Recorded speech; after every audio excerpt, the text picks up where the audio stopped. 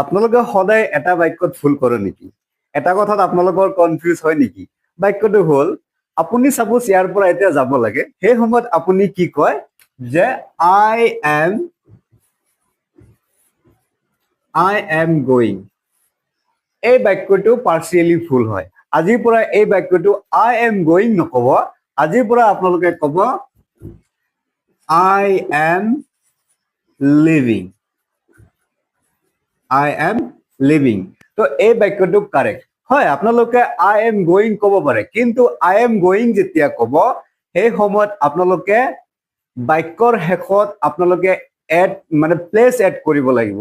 Suppose আপুনি কব পাৰে I am going to market, I am going to home, I am going to hospital, I am going to college, etc. আপোনালোকে এই বাক্যটো এনেকে আজিৰ পৰা কব I am going নকব, কি কব I am living কব। এনেকুৱা ইংলিছৰ ট্ৰিক্সৰ কাৰণে মোৰ চেনেলটো সাবস্ক্ৰাইব কৰিব, লাইক কৰিব, শ্বেয়াৰ কৰিব, কমেন্ট কৰিব। ধন্যবাদ।